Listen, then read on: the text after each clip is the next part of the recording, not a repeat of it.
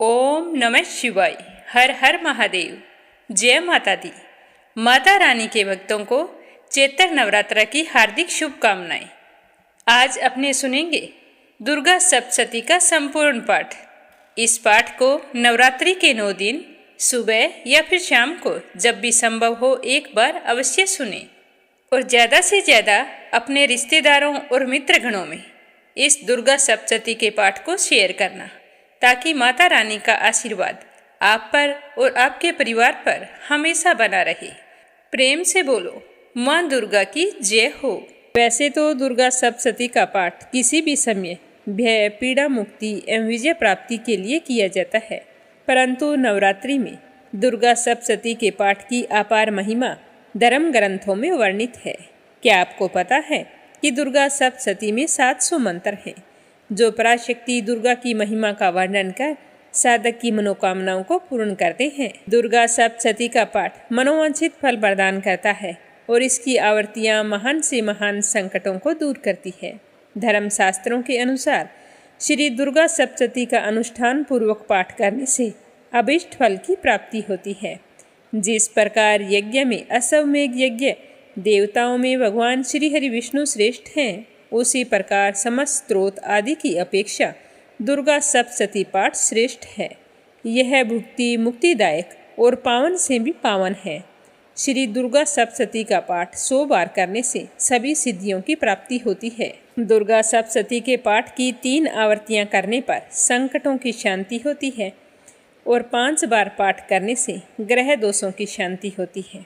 7 बार करने से महाभय का निवारण होता है।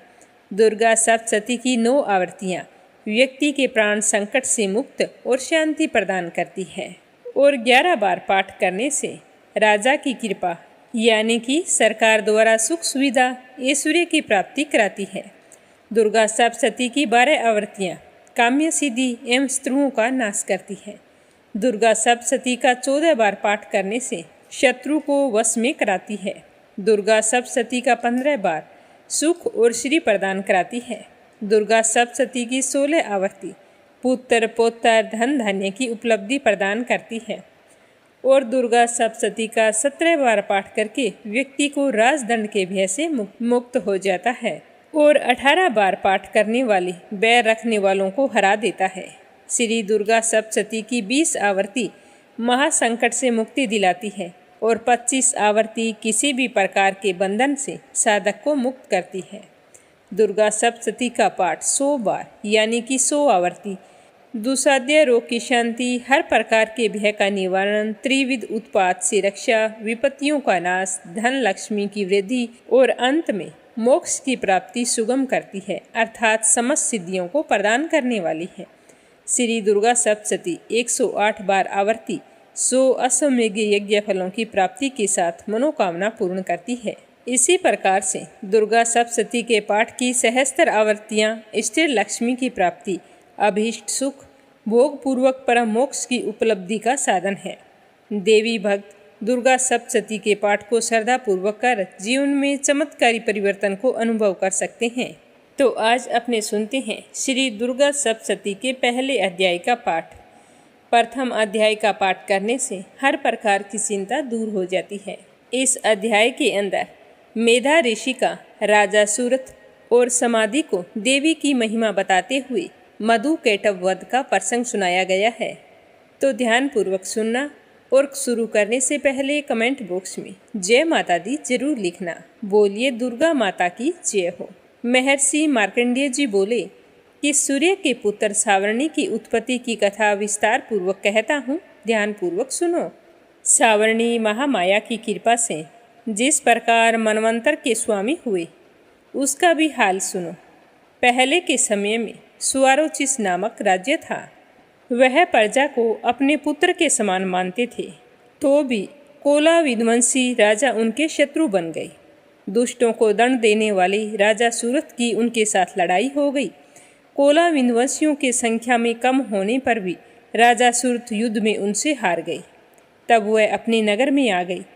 अब उनके पास सिर्फ अपना ही राज्य बचा था और उसी देश के राजा होकर राज्य करने लगे, किंतु उनके शत्रुओं ने उन पर वहां भी हमला कर दिया। राजा को बलहीन देखकर उसके दुष्ट मंत्रियों ने राजा की सेना और खजाना अपने अधिकार में कर लिया।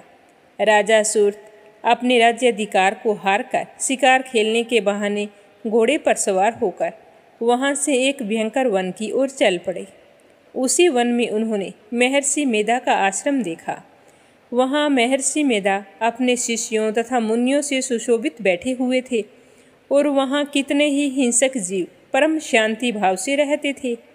तो राजा सूर्त ने महर्षि मेधा को प्रणाम किया और महर्षि ने भी उनका उचित सत्कार किया। राजा सूर्त महर्षि के आश्रम में कुछ समय तक ठहरे रहे। अपने नगर की ममता के आकर्षण से राजा अपने मन में सोचने लगे कि पूर्व काल में पूर्वजों ने जिस नगर का पालन किया था वह आज मेरे हाथ से निकल गया है। मेरे दुष्ट एवं दुरात्मा मंत्री मेरे राज्य का ना जाने क्या हाल कर रहे होंगे। मेरे नगर की धर्म से रक्षा कर रहे हैं या नहीं कर रहे। मेरा प्रधान हाथी जो सदा मद की वर्षा करने वाला और सूरवीर था, वो आज मेरे दुश्मनों के हाथों में है। ना जाने बेचारा किस तरह के दुख भोग रहा होगा। मेरे आज्ञाकारी नौकर जो मेरी कृपा से धन और भोजन पाने से सदैव सुखी रहा करते थे और सदैव मेरे पीछे पीछे चलते थे, अब वह निश्चय ही दुष्ट राजाओं का अनुसरण करते होंगे। ना चाहते हुए भी उन्हें वो काम करने पड़ रहे होंगे जो वो कभी करना ही नहीं चाहते थे। मैंने जो इतनी मुश्किल से धन इकट्ठा किया था उसे मेरे दुष्ट और दुरात्मा मंत्री मिलकर सारे खजाने को खत्म कर देंगे। तो इस प्रकार बहुत सी बातें सोचता हुआ राजा लगातार दुखी रहने लगा। एक दिन राजा सूर्त ने महर्षि मेधा के आश्रम के निकट एक वेश्या को देखा। तो राजा ने उससे पूछा कि भाई तुम कौन हो, यहाँ तुम्हारे आने का क्या कारण है और तुम मुझे शोकग्रस्त अनमने से दिखाई दे रहे हो, इसका क्या कारण है। तो राजा के वचन सुनकर उस वेश्या ने महाराज को प्रणाम करके कहा कि महाराज, मेरा नाम समाधि है। मैं धनियों के कुल में उत्पन्न हुआ एक वेश्या हूँ। मेरी पत्नी बहुत ही दुष्ट है और वैसे ही मेरे पुत्र हैं। उन्होंने धन के लोभ में मेरा सारा धन छीन लिया है और मुझे घर से बाहर निकाल दिया। तो मैं इसी तरह दुखी होकर इस वन में चला आया हूँ और यहीं पर रहता हूँ। मैं इस बात को भी नहीं जानता कि अब घर पर सारे कुशल मंगल हैं या नहीं हैं। यहाँ पर मैं अपने परिवार का आचरण संबंधी कोई समाचार भी नहीं पा सकता कि घर में इस समय सारे कुशल पूर्वक हैं या नहीं हैं। मैं अपने पुत्रों के संबंध में यह भी नहीं जानता कि वो सदाचारी है या दुराचार में फंसे हुए हैं। तो राजा बोले कि जिस धन के लोभी स्त्री पुरुषों ने तुम्हें घर से निकाल दिया है, फिर भी तुम्हारा चित्त उनसे प्रेम क्यों करता है। तो वेश्या ने कहा, मेरे विषय में आपका ऐसा कहना ठीक है, किंतु मेरा मन इतना कठोर नहीं है। यद्यपि उन्होंने धन के लोभ में पड़कर पितर स्नेह को त्याग कर पति धर्म को छोड़कर मुझे घर से निकाल दिया है, इतना सब हो जाने के बाद में भी मेरे मन में उनके लिए कठोरता नहीं आती। हे महामते, मेरा मन फिर भी उन्हीं में क्यों फंस रहा है। इस बात को जानता हुआ मैं यह जान नहीं पा रहा हूँ कि मेरा चित्त उनके लिए हमेशा दुखी क्यों रहता है। मैं तो उनके लिए लंबी लंबी सांसें ले रहा हूँ। उन लोगों में प्रेम तो नाम का नहीं है, फिर भी ऐसे निस्नेहियों के लिए मेरा हृदय कठोर नहीं हो रहा है। क्या कारण हो सकता है। तो बताते हुए महर्षि मार्कंडेय जी ने कहा कि हे ब्राह्मण, इसके पश्चात महाराज सूरत और वह वेश्या दोनों महर्षि मेधा के पास गई और उनके साथ यथा योग्य न्याय संभाषण करके दोनों ने वार्ता शुरू की। राजा बोले कि हे भगवान, मैं आपसे एक बात पूछना चाहता हूँ, सो आप कृपया करके मुझे बताइए। मेरा मन अधीन नहीं है, इससे मैं बहुत दुखी हूँ। राज्य धन आदि की चिंता अब भी मुझे सता रही है और मेरी यह ममता अज्ञानियों की तरह बढ़ती ही जा रही है। और यह समाधि नामक वेश्या भी अपने घर से अपमानित होकर आया है। इसके स्वजनों ने इसका त्याग कर दिया है। स्वजनों का त्यागा हुआ भी उनसे हार्दिक प्रेम रखता है और हर समय उन्हीं की बात करता है, उन्हीं की चिंता में रहता है। इस तरह हम दोनों ही दुखी हैं। हे महाभाग, उन लोगों के अवगुणों को देखकर हम दोनों के मन में उनके लिए ममता जनित आकर्षण उत्पन्न हो रहा है। हमारे ज्ञान रहते हुए भी ऐसा क्यों है? अज्ञानी मनुष्यों की तरह हम दोनों में यह मूर्खता क्यों है?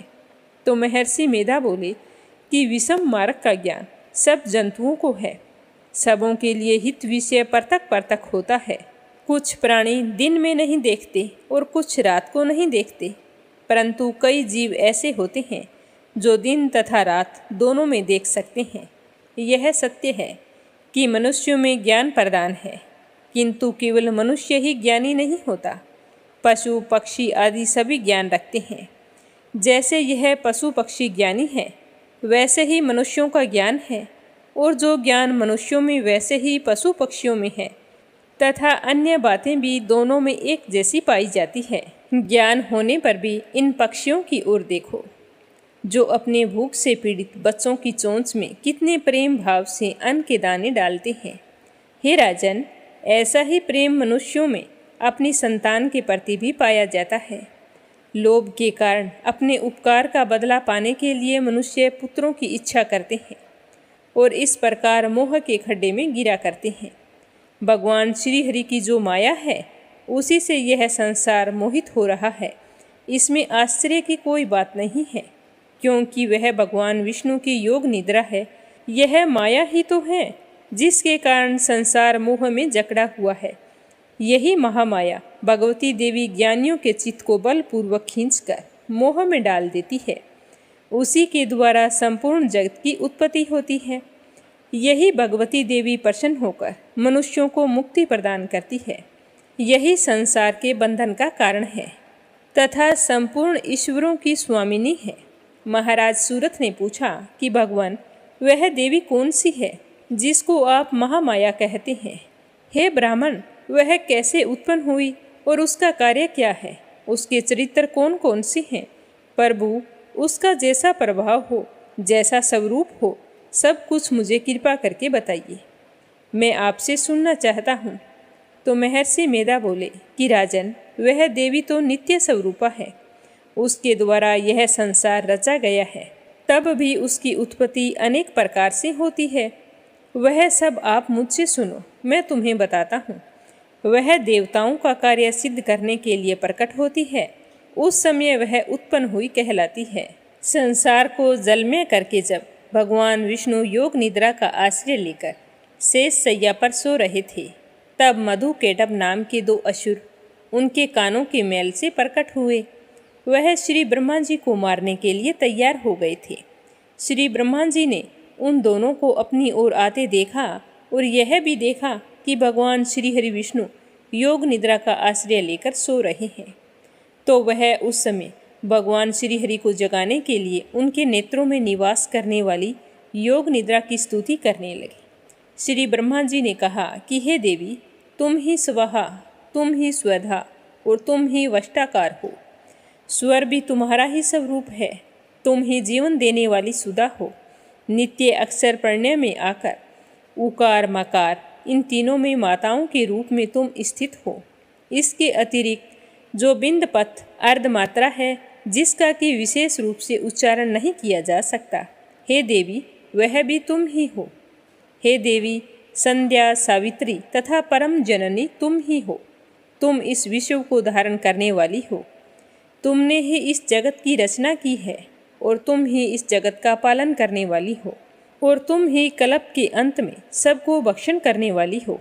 हे देवी, जगत की उत्पत्ति के समय तुम सृष्टि रूपा होती हो, पालन काल में स्थित रूपा हो और कल्प के अंत में संहार रूप धारण कर लेती हो। तुम ही महाविद्या, महामाया, महामेधा, महारात्रि और मोहरात्रि हो। श्री ईश्वरी और बोध स्वरूपा बुद्धि भी तुम ही हो। लज्जा, पुष्टि, तुष्टि, शांति और क्षमा भी तुम ही हो। तुम खड़ग धारिणी, शूल धारिणी, घोर रूपा तथा गदा, चक्कर, शंख और धनुष को धारण करने वाली हो। बाण, भुषुंडी और परिधि भी यह तुम्हारे ही अस्त्र हैं। तुम सौम्य और सौम्यतर हो। यही नहीं, बल्कि जितनी भी सौम्य और सुंदर वस्तुएं इस संसार में हैं, उन सब से बढ़कर तुम सुंदर हो। पर और अपर सब पर रहने वाली सुंदरी तुम ही हो। हे सर्वस्वरूपे देवी, जो भी सअस्त पदार्थ है उनमें जो शक्ति है वो तुम ही हो। ऐसी अवस्था में भला तुम्हारी स्तुति कौन कर सकता है। इस संसार की सृष्टि, पालन और संहार करने वाले जो भगवान हैं, उनको भी जब तुमने निद्रा के वशीभूत कर दिया है, फिर तुम्हारी स्तुति कौन कर सकता है। मुझे भगवान विष्णु तथा भगवान शंकर के शरीर को धारण कराने वाली तुम ही हो। तुम्हारी स्तुति करने की शक्ति किसमें है। तुम तो अपने इस उदार प्रभावों के कारण ही प्रशंसनीय हो। मधु और कैटभ जो भयंकर असुर हैं, इन्हें मोह में डाल दो और भगवान श्री हरि विष्णु को भी जल्दी से जगा दो और उनमें इनको मार डालने की बुद्धि भी उत्पन्न कर दो। महर्षि मेधा कहने लगे कि हे राजन, जब श्री ब्रह्मा जी ने देवी की इस प्रकार स्तुति करके भगवान को जगाने तथा मधु कैटभ का वध करने के लिए कहा, तो वह भगवान श्री हरि विष्णु के नेत्र, मुख, नासिका, बाहु, हृदय और वक्षस्थल से निकल ब्रह्मा जी के सामने खड़ी हो गई। उनका ऐसा करना था कि भगवान श्री हरि विष्णु तुरंत ही जाग उठे और दोनों असुरों को देखा, जो कि अत्यंत बलवान और पराक्रमी थे और क्रोध के मारे जिनके नेत्र लाल हो रहे थे और जो ब्रह्मा जी का वध करने के लिए तैयार थे। तब क्रुद्ध होकर उन दोनों दुरात्माओं असुरों के साथ भगवान श्री हरि विष्णु पूरे 5000 वर्ष तक लड़ते रहे। एक तो वह अत्यंत बलवान तथा पराक्रमी थे, दूसरी महामाया ने उन्हें मोह में डाल रखा था। अतः वह श्री भगवान से कहने लगे कि हम दोनों तुम्हारी वीरता से अत्यंत प्रसन्न हैं, तुम हमसे कोई वरदान मांग लो। तो भगवान ने कहा कि यदि तुम मुझ पर प्रसन्न हो तो तुम दोनों मेरे हाथों से मर जाओ, बस इतना सा वर मैं तुमसे मांगता हूँ। यहाँ दूसरे वर से क्या प्रयोजन है। तो महर्षि मेधा बोले कि इस तरह से जब वह धोखे में आ गई तो अपने चारों ओर जल ही जल देखा, तो भगवान श्री हरि से कहने लगे कि जहाँ पर जल ना हो, सूखी जमीन हो, वहाँ पर हमारा वध किया जाए। तो महर्षि मेधा कहते हैं कि तथास्तु कहकर भगवान श्री हरि विष्णु ने उन दोनों को अपनी जांग पर लिटाकर उन दोनों के सर काट डाले। इसी तरह से यह देवी श्री ब्रह्मा जी की स्तुति करने पर प्रकट हुई थी। अब मैं तुमसे उनके प्रभाव का वर्णन करता हूँ, सो ध्यानपूर्वक सुनना। महर्षि मेधा बोले कि प्राचीन काल में देवताओं और असुरों में पूरे 100 वर्षों तक घोर युद्ध हुआ था और देवराज इंद्र देवताओं के नायक थे। इस युद्ध में देवताओं की सेना परास्त हो गई थी और इस प्रकार संपूर्ण देवताओं को जीतकर महिषासुर इंद्र बन बैठा था। युद्ध के पश्चात हारे हुए देवता प्रजापति श्री ब्रह्मा जी को साथ लेकर उस स्थान पर पहुँचे जहाँ पर कि भगवान शंकर विराजमान थे। देवताओं ने अपनी हार का सारा वृतांत भगवान श्री विष्णु और शंकर जी से कह सुनाया। वह कहने लगे कि हे प्रभु, महिषासुर सूर्य, चंद्रमा, इंद्र, अग्नि, वायु, यम, वरुण तथा अन्य देवताओं के सब अधिकार छीनकर सबका अधिष्ठाता स्वयं बन बैठा है। उसने सारे देवताओं को स्वर्ग से निकाल दिया है। सारे देवतागण मनुष्यों की तरह पृथ्वी पर विचर रहे हैं। दैत्यों की सारी करतूत हमने आपको सुना दी है और आपकी शरण में इसीलिए आए हैं कि आप उनके वध का कोई उपाय सोचें। तो देवताओं की बात सुनकर भगवान श्री हरि विष्णु और शंकर जी को दैत्यों पर बड़ा ही गुस्सा आया। उनकी भौहें तन गई और गुस्से से आंखें लाल हो गई। गुस्से में भरे हुए भगवान विष्णु के मुख से बड़ा भारी तेज निकला और उसी प्रकार का तेज भगवान शंकर, ब्रह्मा और इंद्र आदि दूसरे देवताओं के मुख से प्रकट हुआ। फिर वह सारा तेज एक में मिल गया और तेज का पुंज ऐसे दिख रहा था जैसे कि जाज्वल्यमान पर्वत हो। देवताओं ने देखा कि उस पर्वत की ज्वाला चारों ओर फैली हुई थी और देवताओं के शरीर से प्रकट हुए तेज की किसी अन्य तेज से तुलना नहीं हो सकती थी। एक स्थान पर इकट्ठा होने पर वह तेज एक देवी के रूप में परिवर्तित हो गया और अपने प्रकाश से तीनों लोकों में व्याप्त जान पड़ा। वह भगवान शंकर का तेज था। उससे देवी का मुख प्रकट हुआ। यमराज के तेज से उसके सिर के बाल बने। भगवान विष्णु के तेज से उसकी भुजाएं बनी।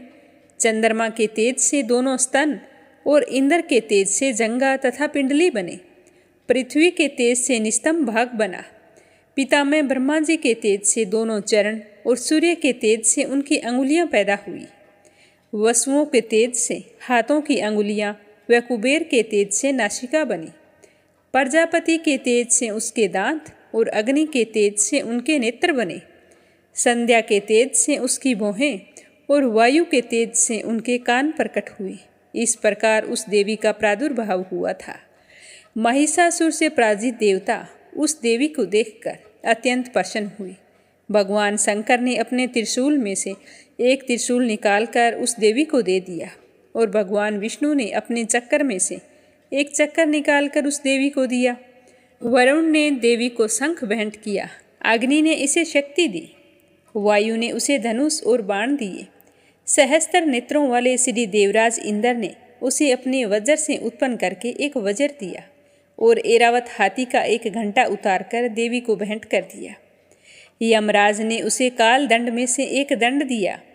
वरुण ने उसे पास दिया। प्रजापति ने उस देवी को सफाटेक की माला दी और पितामह ब्रह्मा जी ने कमंडलू दिया।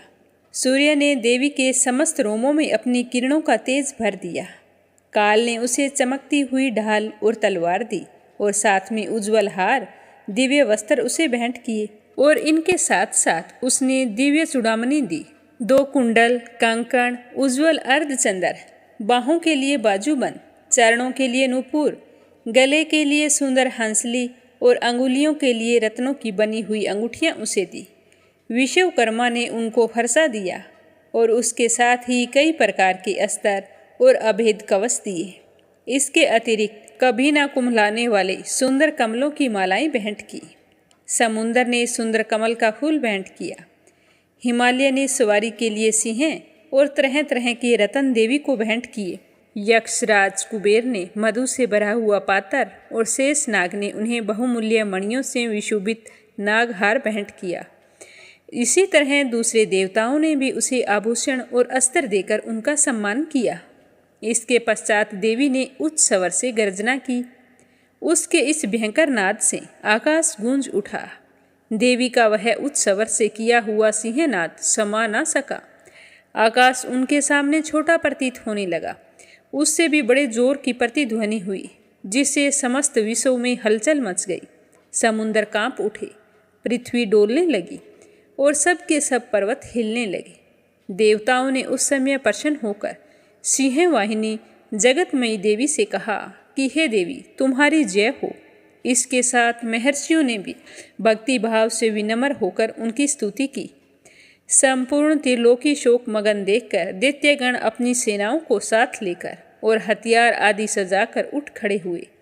महिषासुर के क्रोध की कोई सीमा नहीं रही।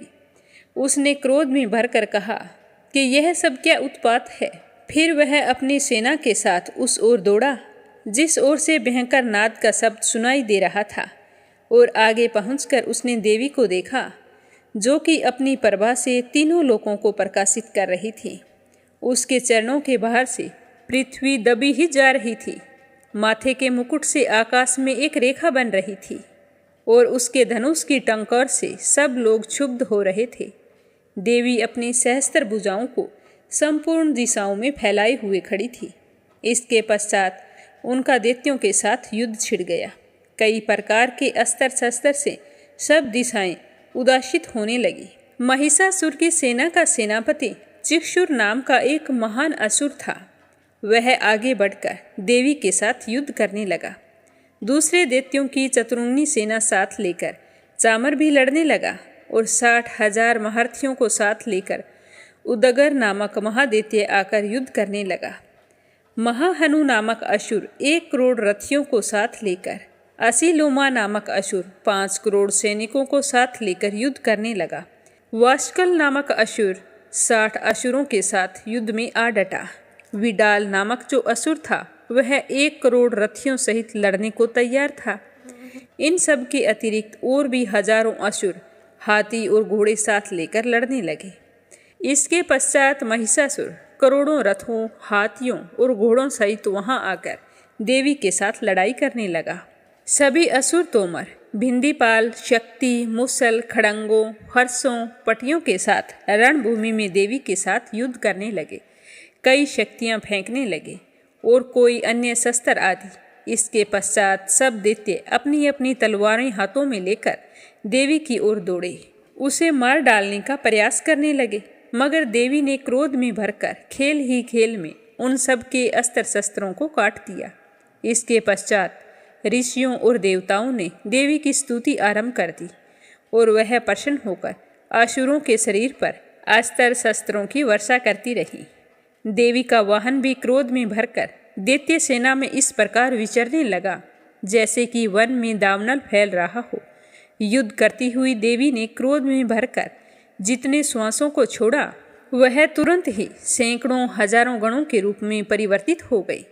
फरसे, बिंदीपाल, खड़ग तथा पटिश इत्यादि अस्त्रों के साथ दैत्यों से युद्ध करने लगे। देवी की शक्ति से बढ़े हुए वो गण दैत्यों का नाश करते हुए ढोल, शंख व मृदंग आदि बजा रहे थे। उसके बाद देवी ने त्रिशूल, गदा, शक्ति, खड़ग इत्यादि से सहस्त्र असुरों को मार डाला और कितनों को ही घंटे की भयंकर आवाज से ही यमलोक पहुंचा दिया और कितने ही असुरों को अपनी पास में बांधकर पृथ्वी पर घसीटा, कितनों को ही अपनी तलवार से टुकड़े टुकड़े कर दिए और ना जाने कितनों को गदा की चोट से धरती पर सुला दिया। कई दैत्य मुसल की मार से घायल होकर रक्त वमन करने लगे। कई शूल से छाती फट जाने के कारण पृथ्वी पर लेट गई। कितनों की बाणों से कमर टूट गई। देवताओं को पीड़ा देने वाले दैत्य कट कट कर मरने लगे। ना जाने कितनों की बाहें अलग हो गई, कितनों की ग्रीवाएं कट गई और कईयों के सिर कटकर दूर भूमि पर लुढ़क गए। कितनों के शरीर बीच में से कट गई।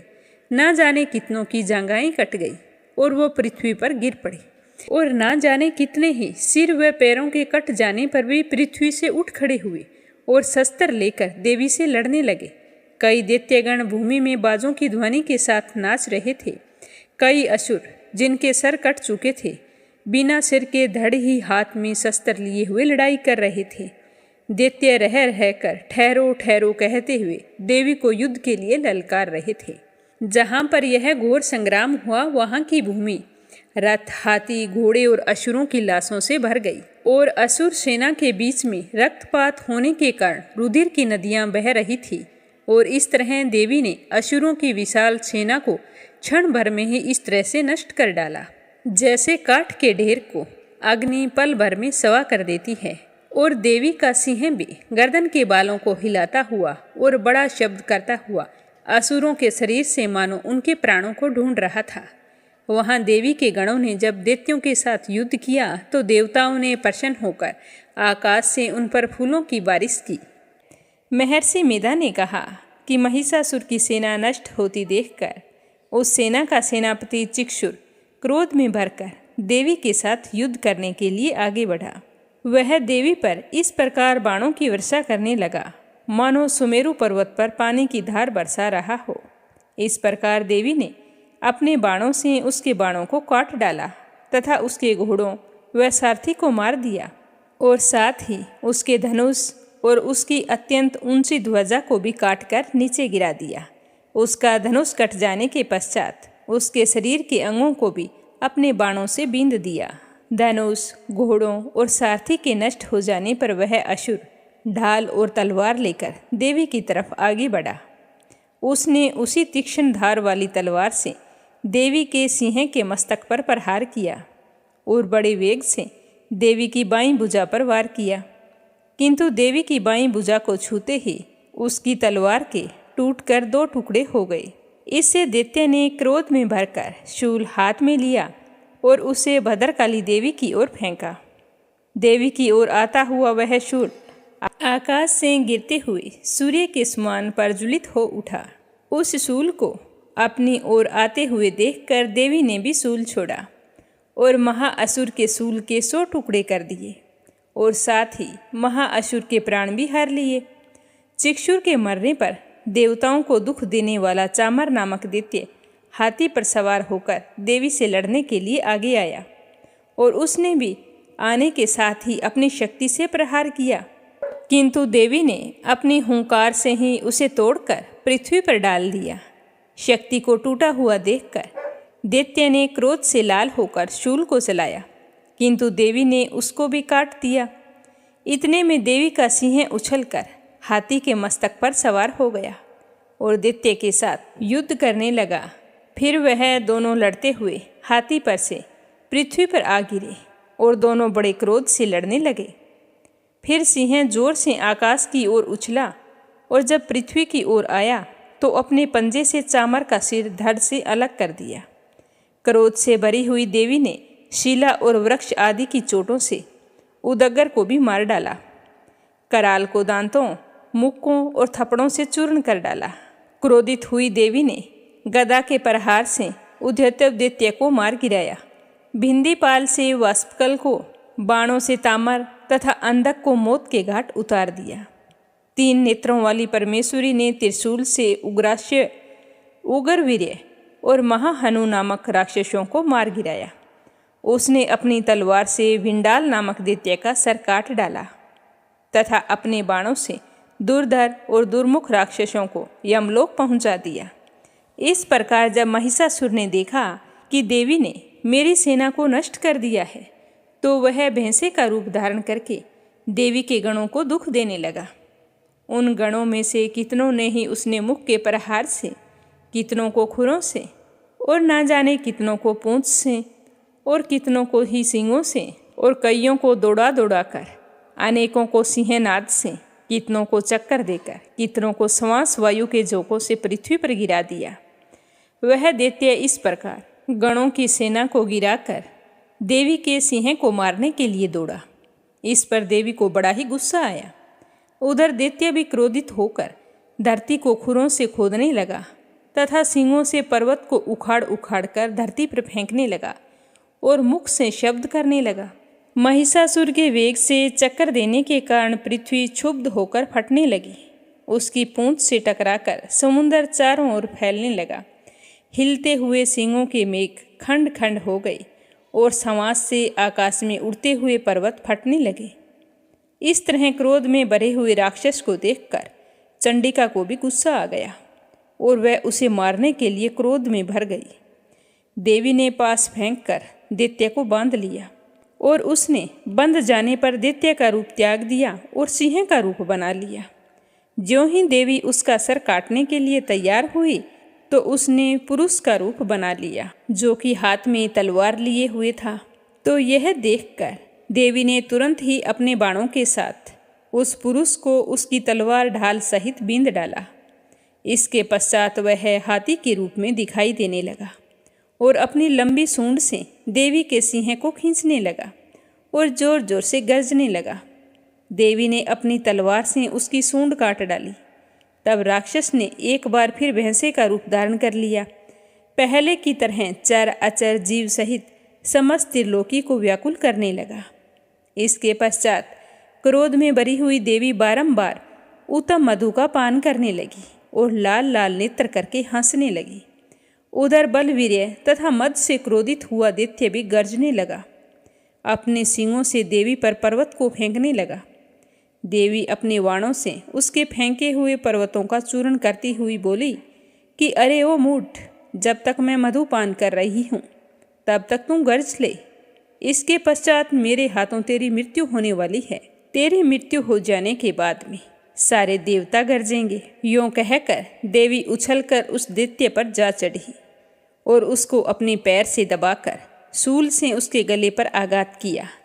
देवी के पैर से दबने पर भी दैत्य अपने दूसरे रूप से अपने मुख से बाहर होने लगा। वह अभी आधा ही बाहर निकला था कि देवी ने अपने प्रभाव से उसे रोक दिया। जब वह आधा निकला हुआ ही दैत्य युद्ध करने लगा तो देवी ने अपनी तलवार से उसका सर काट दिया। उसका सर कटा हुआ देखकर सारी राक्षसी सेना हाहाकार करती हुई वहां से भाग खड़ी हुई और सारे देवता अत्यंत प्रसन्न हुए तथा ऋषियों महर्षियों सहित देवी की स्तुति करने लगे। गंधर्वराज गान करने लगे तथा अप्सराएं नृत्य करने लगी। महर्षि मेधा बोले कि देवी ने जब पराक्रमी दुरात्मा महिषासुर को मार गिराया और असुरों की सेना को मार दिया तब इंद्रादि समस्त देवता अपने सिर तथा अपने शरीर को झुकाकर भगवती देवी की स्तुति करने लगे। जिस देवी ने अपनी शक्ति से यह जगत व्याप्त किया है और जो संपूर्ण देवताओं तथा महर्षियों की पूजनीय है, उस अंबिका को हम भक्तिपूर्वक नमस्कार करते हैं। वह हम सबका कल्याण करे। जिस अतुल प्रभाव और बल का वर्णन भगवान विष्णु, शंकर और ब्रह्मा जी भी नहीं कर सकते, वही चंडिका देवी इस संपूर्ण जगत का पालन करे और अशुभ का नाश करे। पुण्य आत्माओं के घरों में तुम स्वयं लक्ष्मी रूप हो और पापियों के घरों में तुम अलक्ष्मी रूप हो, और सतकुल में उत्पन्न होने वालों के लिए तुम लज्जा रूप होकर उनके घरों में निवास करती हो। हम दुर्गा भगवती को नमस्कार करते हैं। हे देवी, इस विश्व का पालन करो। हे देवी, हम तुम्हारे अचिंतनीय रूप का किस प्रकार वर्णन करें। असुरों का नाश करने वाले भारी पराक्रम तथा समस्त देवताओं और दैत्यों के विषय में जो तुम्हारे पवित्र चरित्र हैं, हम उनका किस प्रकार वर्णन करें। हे देवी, त्रिगुणात्मिका होने पर भी तुम संपूर्ण जगत की उत्पत्ति का कारण हो। हे देवी, भगवान विष्णु, शंकर आदि किसी भी देवता ने तुम्हारा पार नहीं पाया। तुम सबकी आश्रय हो। यह संपूर्ण जगत तुम्हारा ही अंश रूप है, क्योंकि तुम सबकी आदिभूत प्रकृति हो। हे देवी, तुम्हारे जिस नाम के उच्चारण से संपूर्ण यज्ञों में सब देवता तृप्ति लाभ करते हैं, वह स्वाहा तुम ही हो। इसके अतिरिक्त तुम पितरों की तृप्ति का कारण हो, इसीलिए सब आपको स्वधा कहते हैं। हे देवी, वह विद्या जो मोक्ष देने वाली है, जो अचिंतनीय महाज्ञान स्वरूपा है, तत्वों के सार को वश में करने वाले, संपूर्ण दोषों को दूर करने वाले, मोक्ष की इच्छा वाले मुनिजन जिसका अभ्यास करते हैं, वह तुम ही हो। तुम वाणी रूप हो, दोष रहित, ऋग तथा यजुर्वेदों की एवं उद्गीत और सुंदर पदों के पाठ वाले सामवेद की आश्रय रूप तुम ही हो। तुम भगवती हो। इस विश्व की उत्पत्ति एवं पालन के लिए तुम वार्ता के रूप में प्रकट हुई हो, और तुम संपूर्ण संसार की पीड़ा हरने वाली हो। हे देवी, जिससे सारे शास्त्रों को जाना जाता है, वह मेधा शक्ति तुम ही हो। दुर्गम भव सागर में पार करने वाली नौका तुम ही हो। लक्ष्मी रूप से विष्णु भगवान के हृदय में निवास करने वाली और भगवान महादेव द्वारा सम्मानित गौरी देवी तुम ही हो। मंद मुस्कान वाले, निर्मल पूर्णचंद्र बिंब के समान और उत्तम सोने की मनोहर कांति से कामिन्य तुम्हारे मुख को देखकर भी महिषासुर क्रोध में भर गया। यह बड़े आश्चर्य की बात है। और हे देवी, तुम्हारा यही मुख जब क्रोध से भर गया तो उदय काल के चंद्रमा की भांति लाल हो गया, तनी हुई बहों के कारण विकराल रूप हो गया। उसे देखकर भी महिषासुर के शीघ्र प्राण नहीं निकले। यह भी बड़ी आश्चर्य की बात है। आपके कुपित मुख के दर्शन करके भला कौन जीवित रह सकता है। हे देवी, तुम हमारे कल्याण के लिए प्रसन्न हो जाओ। आपके प्रसन्न होने से इस जगत का अभ्युदय होता है, और जब आप क्रोधित हो जाती हैं तो कितने ही कुलों का सर्वनाश हो जाता है। यह तो हमने अभी अभी जाना है कि जब तुमने महिषासुर की बहुत बड़ी सेना को देखते ही देखते मार दिया है। हे देवी, सदा प्रताप देने वाली, तुम जिस पर प्रसन्न हो जाती हो, वही देश में सम्मानित होते हैं। जिनके धन यश की वृद्धि होती है, उनका धर्म कभी भी स्थिर नहीं होता, और उनके यहाँ अधिक पुत्र और पुत्रियाँ और नौकर होते हैं। हे देवी, तुम्हारी कृपा से ही धर्मात्मा पुरुष प्रतिदिन श्रद्धापूर्वक यज्ञ करता है और धर्माकुल आचरण करता है, और उसके प्रभाव से स्वर्गलोक में जाता है, क्योंकि तुम 3 लोकों में मनवांछित फल देने वाली हो। हे माँ दुर्गे, तुम स्मरण करने पर संपूर्ण जीवों के भय नष्ट कर देती हो, और स्थिर चित्त वालों के द्वारा चिंतन करने पर उन्हें और भी अत्यंत मंगल कर देती हो। हे दरिद्र दुखनाशिनी देवी, तुम्हारे सिवा दूसरा कौन है। तुम्हारा चित्त सदा दूसरों के उपकार में लगा रहता है। हे देवी, तुम स्त्रियों को इसीलिए मारती हो कि उनके मारने से दूसरों को सुख मिलता है। वह चाहे नरक में जाने के लिए चिरकाल तक पाप करते हों, किंतु तुम्हारे साथ युद्ध करके सीधे स्वर्ग को जाएं, इसीलिए तुम उनका वध करती हो। हे देवी, क्या तुम दृष्टिपात मात्र से समस्त असुरों को वशम नहीं कर सकती। अवश्य ही कर सकती हो, किंतु तुम्हारा स्त्रियों को शस्त्रों के द्वारा मारना इसीलिए है कि शस्त्रों के द्वारा मरकर वे स्वर्ग को जावें। इस तरह से हे देवी, उन स्त्रियों के प्रति भी तुम्हारे मन में विचार उत्तम है। देवी, तुम्हारे उग्र खड़क की चमक से और त्रिशूल की नोक की कांति की किरणों से असुरों की आंखें फूट नहीं गई। उसका यह कारण था कि वे किरणों के शोभायमान तुम्हारे चंद्रमा के समान आनंद प्रदान करने वाले सुंदर मुख को देख रहे थे। हे देवी, तुम्हारा शील बुरे वर्तांत को दूर करने वाला है और सबसे अधिक तुम्हारा रूप है, जो ना तो कभी चिंतन में आ सकता है और ना ही इसकी किसी दूसरों से तुलना की जा सकती है। तुम्हारा बल व पराक्रम स्त्रुओं का नाश करने वाला है। इस तरह तुमने स्त्रुओं पर दया प्रकट की है। हे देवी, तुम्हारे बल की किसके साथ बराबरी की जा सकती है, तथा स्त्रुओं को भय देने वाला इतना सुंदर रूप और किसका हो सकता है।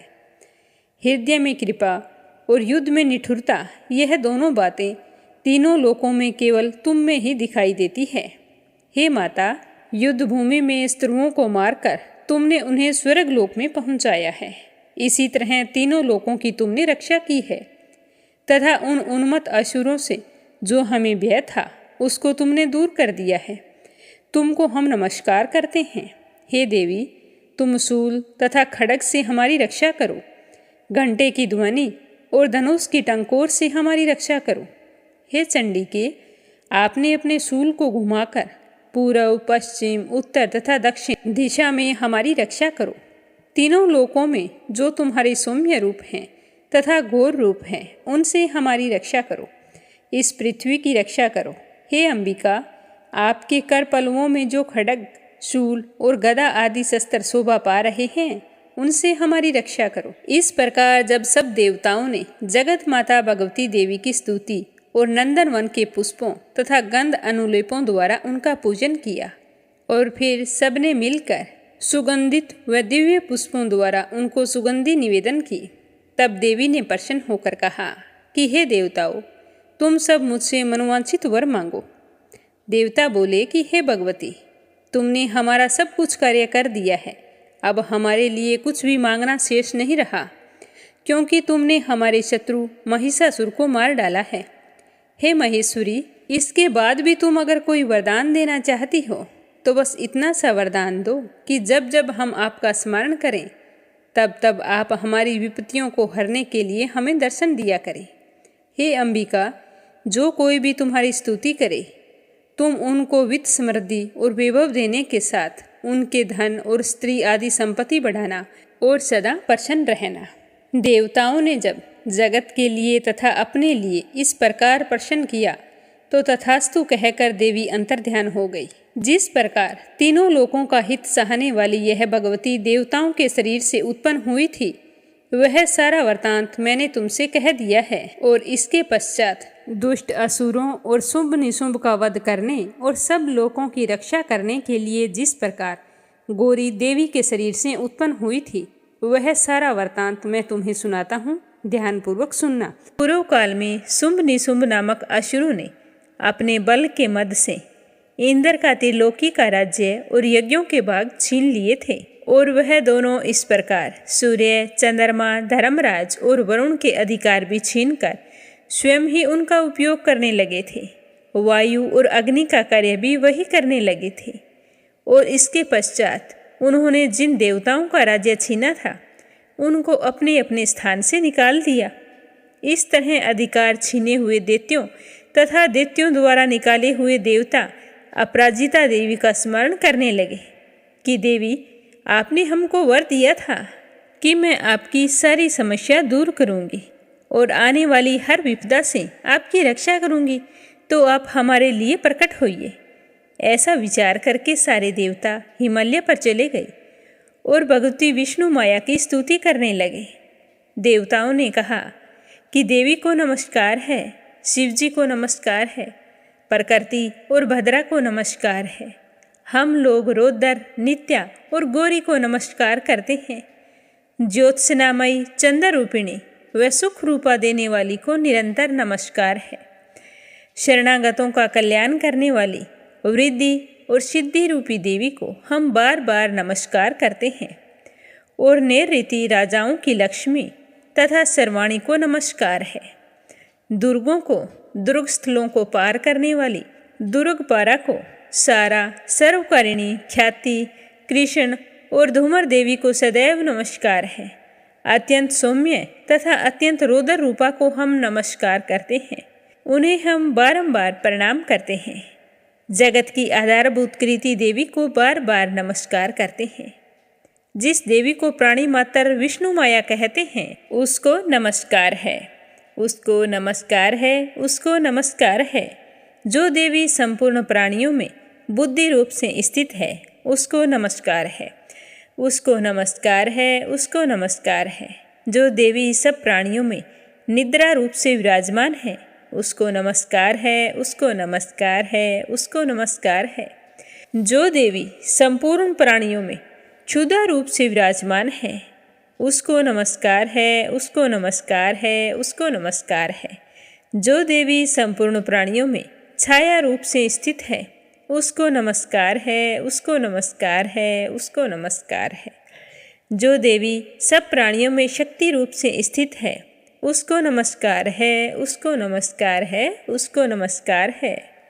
जो देवी संपूर्ण प्राणियों में तृष्णा रूप से स्थित है, उसको नमस्कार है, उसको नमस्कार है, उसको नमस्कार है।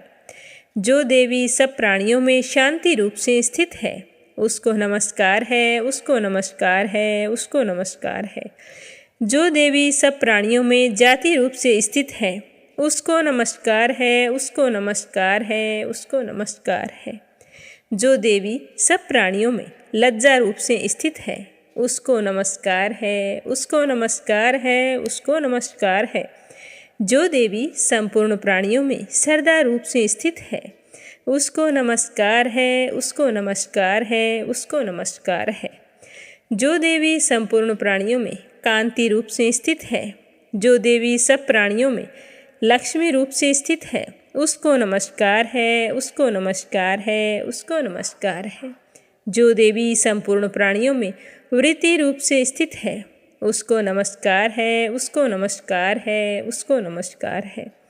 जो देवी सब प्राणियों में स्मृति रूप से विराजमान है, उसको नमस्कार है, उसको नमस्कार है, उसको नमस्कार है।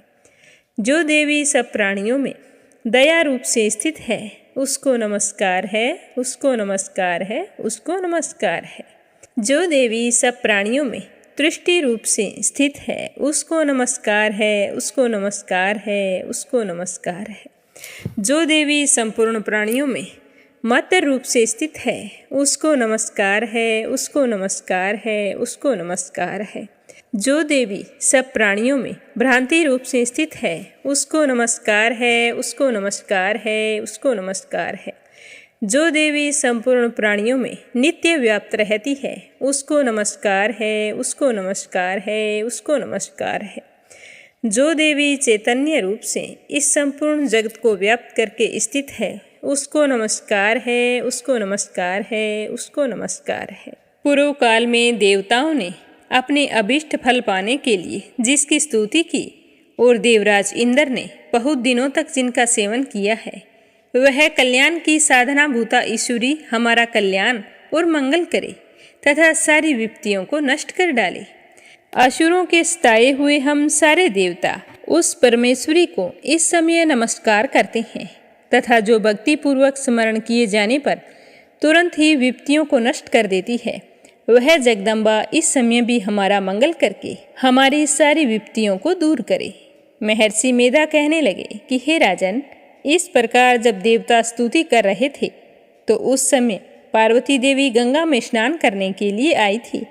तब उनके शरीर से प्रकट होकर शिवा देवी बोली, शंभु दैत्य के द्वारा स्वर्ग से निकले हुए और निशुंभ से हारे हुए यह देवता मेरी स्तुति कर रहे हैं। पार्वती के शरीर से अंबिका निकली थी, इसीलिए उसको संपूर्ण लोक में कौशिकी कहते हैं। कौशिकी के प्रकट होने के पश्चात पार्वती देवी के शरीर का रंग काला पड़ गया और वह हिमालय पर रहने वाली कालिका देवी के नाम से प्रसिद्ध हुई। फिर शुंभ और निशुंभ के दूत चंडमुंड वहां आए और उन्होंने वहां पर परम मनोहर रूप वाली अंबिका देवी को देखा तो वो शुंभ के पास जाकर बोले कि महाराज, एक अत्यंत सुंदर स्त्री हिमालय को प्रकाशित कर रही है। वैसा रंग रूप तो आज तक हमने किसी का नहीं देखा। हे असुरेश्वर, आप यह पता लगाएं कि वो कौन है और उसको ग्रहण कर लो। वह स्त्रियों में रतन है। वह अपनी कांति से 10 दिशाओं को प्रकाशित करती हुई वहाँ पर स्थित है, इसीलिए आपका उसको देखना उचित है। हे प्रभु, 3 लोकों के हाथी, घोड़े, मणि इत्यादि जितने भी रत्न हैं वह इस समय आपके घर में शोभायमान है। हाथियों में रतन रूप ऐरावत हाथी, उत्सरेवा नामक घोड़ा आप इंद्र से ले आए हैं। हंसों से जुता हुआ विमान जो कि ब्रह्मा जी के पास था आज आपके पास है। और यह महापद नाम खजाना आपने कुबेर से छीना है। समुद्र ने आपको सदा खिले हुए फूलों की किंजल केनी नामक माला दी है। वरुण का कंचन की वर्षा करने वाला छत्तर आपके पास है। रथों में श्रेष्ठ प्रजापति का रथ भी आपके पास ही है। हे दैत्येंद्र, मृत्यु से उत्क्रांतिका नामक शक्ति भी आपने छीन ली है। और वरुण का पास भी आपके भ्राता निशुंभ के अधिकार में है। और जो अग्नि में ना जल सके ऐसे 2 वस्त्र भी आपको अग्निदेव ने ही दिए हैं। हे दैत्यराज, इस प्रकार सारी रतन रूपी वस्तुएं आप संग्रह कर चुके हैं, तो फिर आप यह कल्याणकारी स्त्रियों में रतन रूप अनुपम स्त्री को क्यों नहीं ग्रहण करते हैं? महर्षि मेधा बोले कि चंड मुंड का यह वचन सुनकर शंभु ने विचार किया कि सुग्रीव को अपना दूत बनाकर उस देवी के पास भेजा जाए और साथ में मेरा प्रस्ताव भी उसके सामने रख देगा।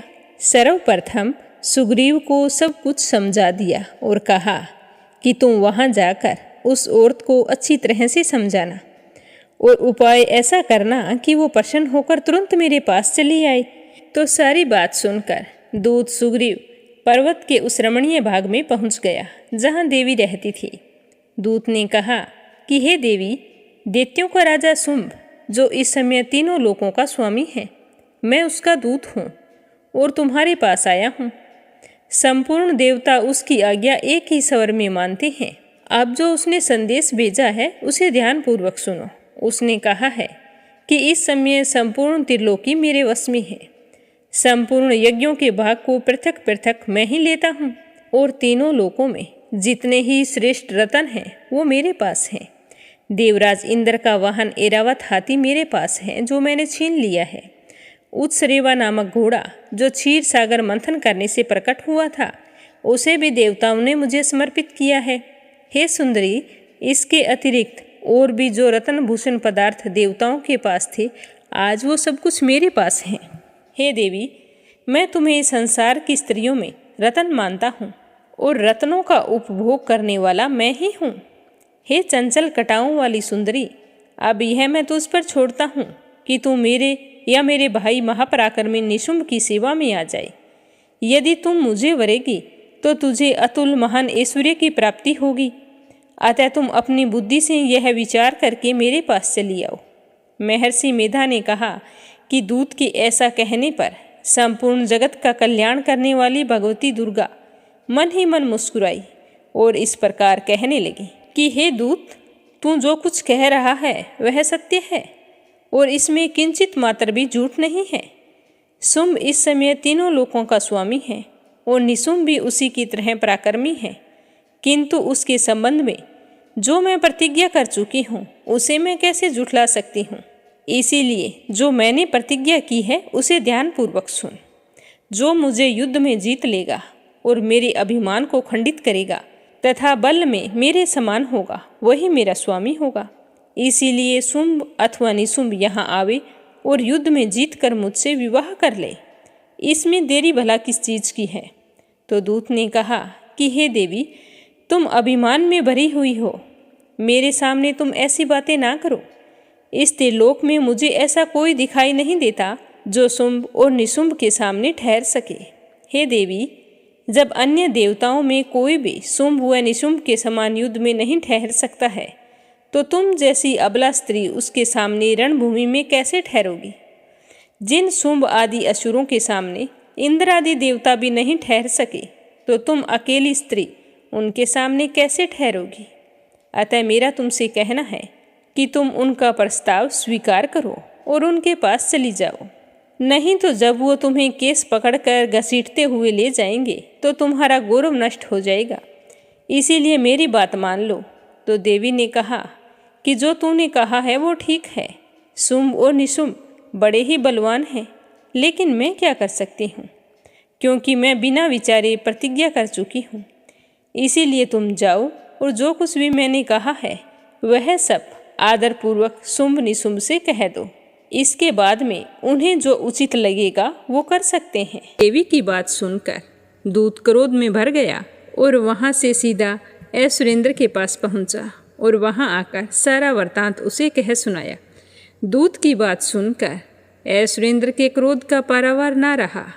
उसने अपने सेनापति धूम्रलोचन से कहा कि धूम्रलोचन, तुम अपनी सेना सहित शीघ्र वहाँ जाओ और उस दुष्टा के केसों को पकड़कर उसे घसीटते हुए यहाँ लेकर आओ। यदि कोई उसकी रक्षा के लिए दूसरा वहाँ पर खड़ा हो, चाहे वो देवता, यक्ष अथवा गंधर्व ही क्यों ना हो, तुम उसको मार डालना। तो महर्षि मेधा बताने लगे कि शुंभ के इस प्रकार आज्ञा देने पर धूम्रलोचन 60,000 राक्षसों की सेना को साथ लेकर वहाँ जा पहुँचा और देवी को देखकर ललकार कर कहने लगा कि अरे, तू अभी शुंभ और निशुंभ के पास चल। यदि तुम प्रसन्नतापूर्वक मेरे साथ नहीं चलोगी तो मैं जबरन तेरे केसों को पकड़कर घसीटता हुआ तुझे वहाँ ले चलूँगा, लेकर तो जरूर जाऊँगा। तो देवी कहने लगी कि शुंभ का भेजा हुआ तेरे जैसा बलवान मुझे बलपूर्वक ले जाएगा तो ऐसी दशा में मैं तुम्हारा कर ही क्या सकती हूँ, लेकिन मैं मर्जी से तुम्हारे साथ नहीं जाऊँगी। तो ऐसा कहने पर धूम्रलोचन उसकी ओर लपका, किंतु देवी ने अपनी हुंकार से उसे वशम कर डाला। यह देखकर असुर सेना क्रोधित होकर देवी की ओर बढ़ी, परंतु अंबिका ने उन सभी पर तीखे बाणों, शक्तियों तथा फरसों की वर्षा आरंभ कर दी। इतने में देवी का वाहन भी अपनी ग्रीवा के बालों को झटकता हुआ वहाँ बड़ा भारी शब्द करता हुआ असुर सेना में कूद पड़ा। उसने कई अपने पंजों से और कई अपने जबड़ों से और कईयों को धरती पर पटक कर अपनी दाढ़ों से घायल करके मार डाला। उसने कई असुरों को अपने नख से पेट फाड़ डाले, कई असुरों के केवल थप्पड़ मारकर ही सिर धड़ से अलग कर दिए, कई असुरों की भुजाएं और सिर तोड़ डाले। गर्दन के बालों को हिलाते हुए उसने कई असुरों को पकड़कर उनके पेट फाड़कर उनका रक्त पी लिया। इस प्रकार देवी के उस महाबलवान सिंह ने क्षण भर में असुर सेना को समाप्त कर दिया। शुंभ ने जब यह समाचार सुना कि देवी ने धूम्रलोचन असुर को मार डाला है और उसके सिंह ने सारी सेना का संहार कर दिया है, तो यह सुनकर उसे बहुत ही गुस्सा आया। क्रोध के मारे उसके होठ फड़कने लगे। उसने चंड तथा मुंड नामक महाअसुरों को आज्ञा दी कि हे चंड, हे मुंड, तुम अपने साथ एक बड़ी सेना लेकर वहाँ जाओ और उस देवी के बाल पकड़कर उसे बांधकर तुरंत यहाँ लेकर आओ।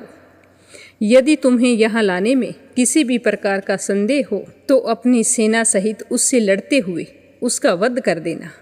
जब वह दुष्टा और उसका सिंह दोनों मारे जाएं, तब भी उन्हें मरे हुओं को यहाँ लेकर आना। तो दैत्यराज की आज्ञा पाकर चंड और मुंड चतुरंगी सेना को साथ लेकर हथियार उठाए हुए देवी से लड़ने के लिए चल दिए। हिमालय पर्वत पर पहुंचकर उन्होंने मुस्कुराती हुई देवी जो सिंह पर बैठी हुई थी, तो उसे देखते ही असुर उनको पकड़ने के लिए तलवारें लेकर उसकी ओर बढ़े। तब अंबिका को उन पर बड़ा ही गुस्सा आया और गुस्से के मारे उनका मुंह काला पड़ गया, उनकी बकुटियाँ चढ़ गई। उनके ललाट में से अत्यंत भयंकर तथा अत्यंत विस्तृत मुख वाली लाल आंखों वाली काली प्रकट हुई, जो कि अपने हाथ में तलवार और पास लिए हुए थी। वह विचित्र खड्ग धारण किए हुए थी तथा चीते की चरम की साड़ी एवं नरमुंडों की माला पहन रखी थी। उसका मांस सूखा हुआ था, शरीर पर केवल हड्डियों का ढांचा था और जो भयंकर शब्द से दिशाओं को पूर्ण कर रही थी, वह असुर सेना पर टूट पड़ी और दैत्यों का भक्षण करने लगी।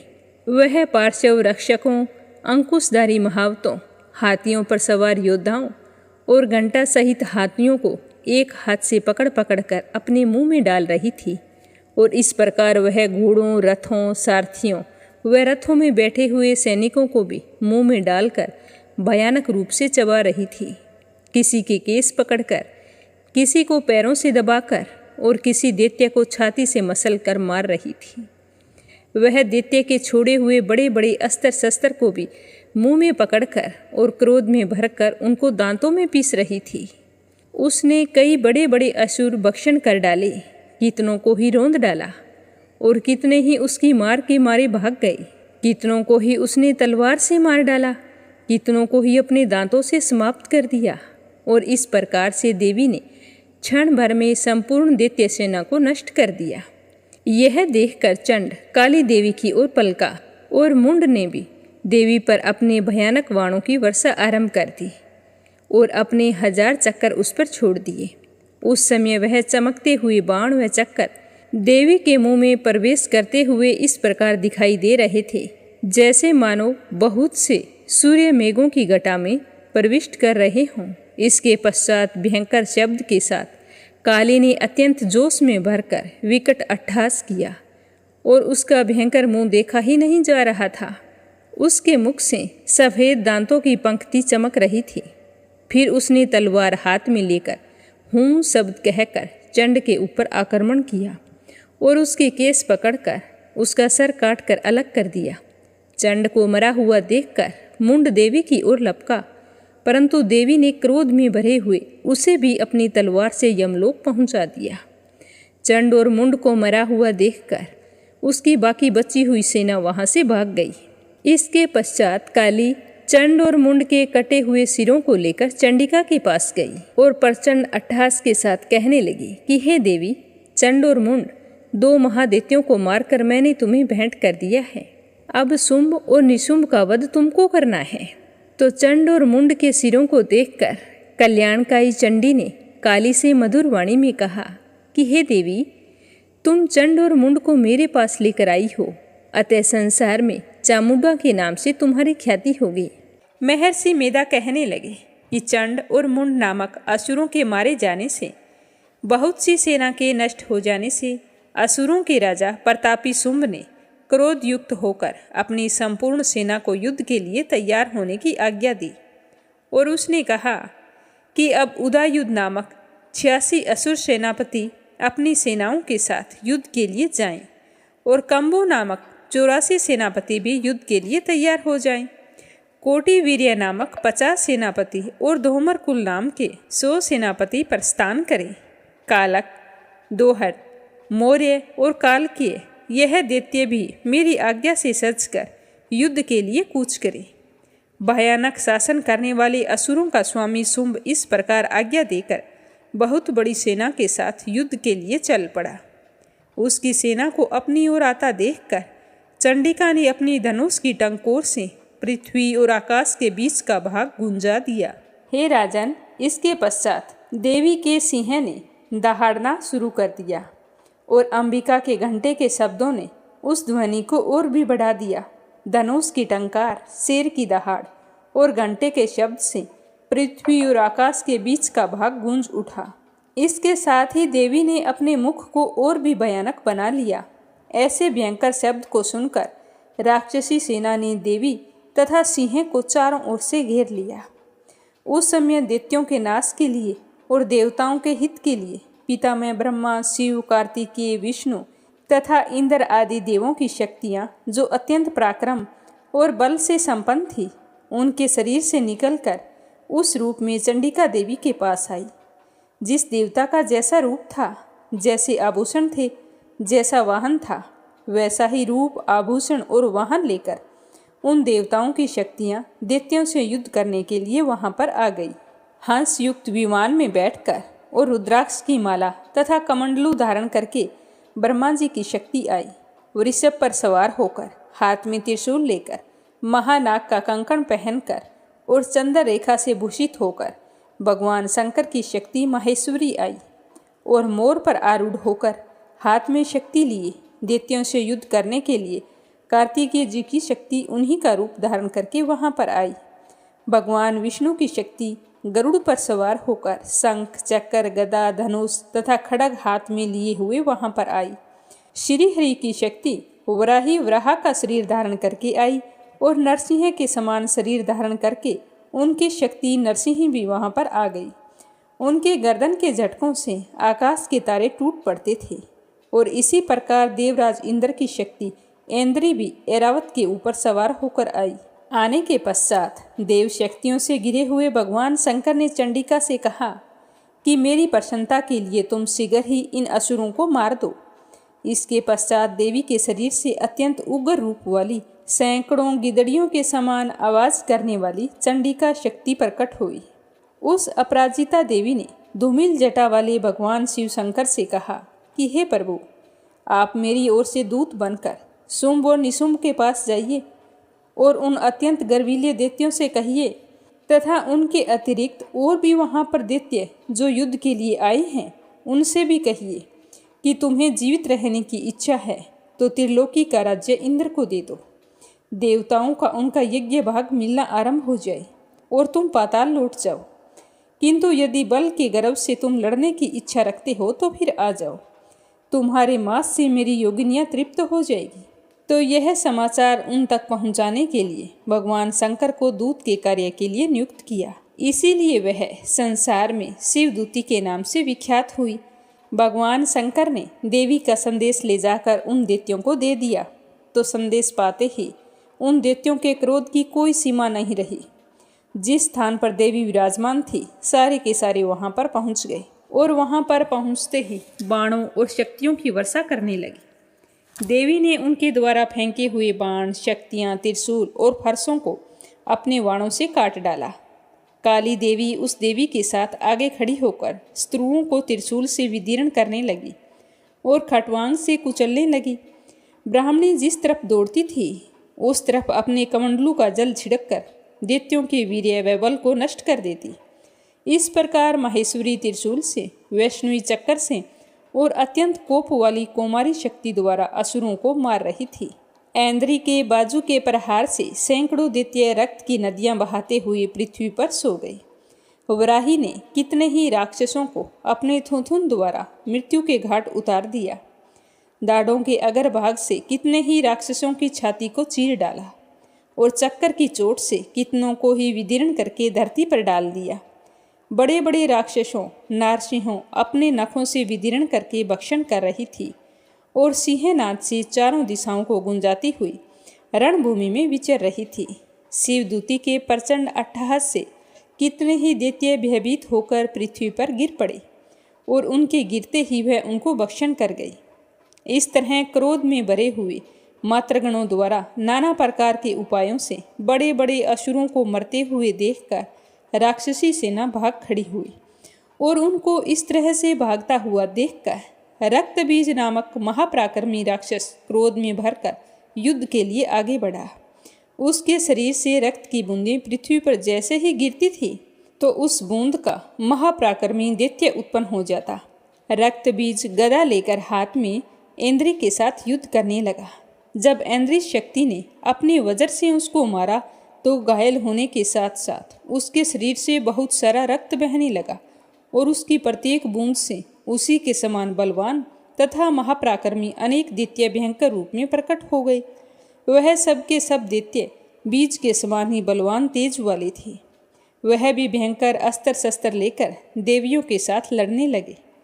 जब ऐन्द्री के वज्र प्रहार से उनके मस्तक पर चोट लगी और रक्त बहने लगा तो उसमें से ही हजारों पुरुष उत्पन्न हो गए। वैष्णवी ने चक्कर और ऐन्द्री ने गदा से रक्त बीज को चोट पहुंचाई। वैष्णवी के चक्कर से घायल होने से उसके शरीर से जो रक्त बहा उससे हजारों महाअसुर उत्पन्न होने लगे जिनके द्वारा यह जगत व्याप्त हो गया। कुमारी ने शक्ति से, वराही ने खड्ग से और माहेश्वरी ने त्रिशूल से उनको घायल किया। इस प्रकार क्रोध में भरकर उस महादैत्य ने सब मात्र शक्तियों को अलग अलग गदा से प्रहार किया। माताओं ने शक्ति, शूल इत्यादि से उनको बार बार घायल किया। उससे सैकड़ों महादैत्य उत्पन्न हो गए। इस प्रकार उस रक्त बीज के रुधिर से उत्पन्न हुए असुरों से संपूर्ण जगत व्याप्त हो गया, जिससे देवताओं को भय हुआ कि ये सब क्या हो रहा है। देवताओं को भयभीत देखकर चंडिका ने कहा कि हे चामुंडी, अपने मुख को बड़ा करो और मेरे शस्त्र घात से उत्पन्न हुए रक्त बिंदुओं से उत्पन्न हुए महाअसुरों को तुम अपने इस मुख में भक्षण करती जाओ। इस प्रकार रक्त बिंदुओं से उत्पन्न हुए महादैत्यों को भक्षण करती हुई तुम रणभूमि में विचरो। इस प्रकार रक्त क्षीण होने से यह दैत्य नष्ट हो जाएगा। अगर तुम इनका भक्षण करती रहोगी तो तुम्हारे भक्षण करने के कारण अन्य दैत्य पैदा नहीं होंगे काली से इस प्रकार कहकर चंडिका देवी ने रक्त बीज पर अपने त्रिशूल से प्रहार किया और काली देवी ने अपने मुख से उनका रक्त पी लिया। तब उसने गदा से चंडिका पर प्रहार किया। प्रहार से चंडिका को तनिक भी कष्ट नहीं हुआ, किंतु रक्त बीज के शरीर से बहुत सा रक्त बहने लगा। लेकिन उस रक्त को गिरने से पहले ही काली ने अपने मुख में ले लिया। काली के मुख में उस रक्त से जो असुर उत्पन्न हुए उनको उसने भक्षण कर लिया। इस तरह वह रक्त पीती गई। देवी ने रक्त बीज को, जिसका खून काली ने पिया था, चंडिका ने उस दैत्य को वज्र, बाण, खड्ग इत्यादि से मार डाला। अनेक प्रकार के शस्त्रों से मारा हुआ, खून से वंचित वह महादैत्य रक्त बीज पृथ्वी पर गिर पड़ा। उसके गिरने से देवता अत्यंत प्रसन्न हुए। माताएं उन असुरों का रक्त पीने के पश्चात उद्यत होकर नृत्य करने लगी। राजा कहने लगे कि हे ऋषिराज, आपने रक्त बीज के वध से संबंध रखने वाला वृतांत मुझे सुनाया है। अब मैं रक्त बीज के मरने के पश्चात क्रोध में भरे हुए शुंभ व निशुंभ ने जो कर्म किए थे वो भी सुनना चाहता हूँ। तो महर्षि मेधा कहने लगे कि रक्त बीज के मारे जाने पर शुंभ और निशुंभ को बड़ा ही क्रोध आया और अपनी बहुत बड़ी सेना का इस प्रकार सर्वनाश होते देखकर निशुंभ देवी पर आक्रमण करने के लिए दौड़ा। उसके साथ बहुत बड़े बड़े असुर देवी को मारने के वास्ते दौड़ पड़े। महापराक्रमी शुंभ अपनी सेना सहित चंडिका को मारने के लिए आगे बढ़ा। फिर शुंभ और निशुंभ का देवी से घोर युद्ध होने लगा। वह दोनों असुर इस प्रकार देवी पर बाण फेंकने लगे जैसे मेघों से वर्षा हो रही हो। उन दोनों के चलाए हुए बाणों को देवी ने अपने बाणों से काट डाला और अपने शस्त्रों की वर्षा उन दोनों दैत्यों पर करके उन्हें चोट पहुंचाई। निशुंभ ने तीक्ष्ण तलवार और चमकती हुई ढाल लेकर देवी के सिंह पर आक्रमण किया। अपने वाहन को चोट पहुंची देखकर देवी को गुस्सा आ गया। देवी ने अपने छुरपर नामक बाण से निशुंभ की तलवार व ढाल दोनों को ही काट डाला। तलवार और ढाल कट जाने पर निशुंभ ने देवी पर शक्ति से प्रहार किया। देवी अपने चक्कर से उसके 2 टुकड़े कर दिए। फिर क्या था, दैत्य को गुस्सा आ गया। वह क्रोध के मारे जल भुन गया और उसने फिर देवी को मारने के लिए उसकी ओर शूल फेंका, किंतु देवी अपने मुक्के से उसको चूर चूर कर डाला। फिर उसने देवी पर गदा से प्रहार किया। देवी ने त्रिशूल से गदा को भस्म कर डाला। इसके पश्चात वह फरसा हाथ में लेकर देवी की ओर लपका तो देवी ने अपने तीखे बाणों से उसे धरती पर सुला दिया। अपने पराक्रमी भाई निशुंभ के इस प्रकार मरने पर शुंभ क्रोध में भरकर देवी को मारने के लिए दौड़ा। वह रथ में बैठा हुआ उत्तम आयुधों से सुशोभित अपनी 8 बड़ी बड़ी भुजाओं से सारे आकाश को ढके हुए था। शुंभ को आता देखकर देवी ने अपना शंख बजाया और धनुष की टंकोर का अत्यंत दुस्साहस शब्द भी किया। साथ ही अपने घंटे के शब्द से, जो कि संपूर्ण दैत्य सेना के तेज को नष्ट करने वाला था, संपूर्ण दिशाओं में व्याप्त कर दिया। इसके पश्चात देवी के सिंह ने भी अपनी दहाड़ से, जिसे सुन बड़े बड़े बलवानों का मत चूर चूर हो जाता था, आकाश पृथ्वी 10 दिशाओं को पूरित कर दिया। फिर आकाश में उछलकर काली ने अपने दांतों तथा हाथों को पृथ्वी पर पटका। उसके ऐसा करने से ऐसा शब्द हुआ जिससे उससे पहले के सारे शब्द शांत हो गए। इसके पश्चात शिवदूती ने असुरों के लिए भय उत्पन्न करने वाला अट्टहास किया, जिसे सुनकर दैत्य थर्रा उठे और शुंभ को यह देखकर बड़ा ही क्रोध आया। तो अंबिका बोली कि अरे दुष्ट, खड़ा रह, खड़ा रह। इस तरह के शब्द बोलते ही आकाश से सभी देवता जय हो बोल उठे। शुंभ ने वहां आकर ज्वालाओं से युक्त एक अत्यंत भयंकर शक्ति छोड़ी, जिसे आता देखकर देवी अपनी मोहलका नामक शक्ति से उसे काट डाला। हे राजन, फिर शुंभ के सिंहनाद से तीनों लोक व्याप्त हो गई। उसकी प्रतिध्वनि से ऐसा घोर शब्द हुआ जिससे इससे पहले के सारे शब्दों को उसने जीत लिया। शुंभ के छोड़े हुए बाणों को देवी ने और देवी के छोड़े हुए बाणों को शुंभ ने अपने बाणों से काटकर सैकड़ों हजारों टुकड़ों में बदल दिया।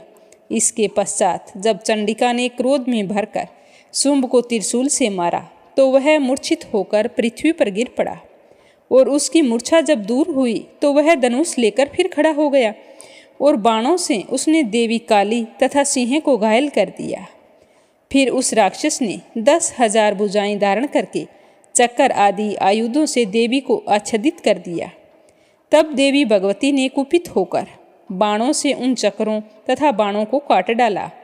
यह देखकर निशुंभ हाथ में गदा लेकर चंडिका को मारने के लिए दौड़ा। उसके आते ही देवी ने तीक्ष्ण धार वाले खड्ग से उसकी गदा को काट डाला। उसने फिर त्रिशूल हाथ में लिया। देवताओं को दुखी करने वाले निशुंभ के हाथ में त्रिशूल देखकर चंडिका ने अपनी शूल से उसकी छाती पर प्रहार किया और उसकी छाती को चीर डाला। शूल विदीर्ण हो जाने पर उसकी छाती में से एक उस जैसा ही महापराक्रमी दैत्य ठहर जा कहता हुआ निकल गया। तो उसे देखते ही देवी ने बड़े जोर का ठहाका लगाया। अभी वह निकल भी नहीं पाया था कि देवी ने उसका सर अपनी तलवार से काट डाला।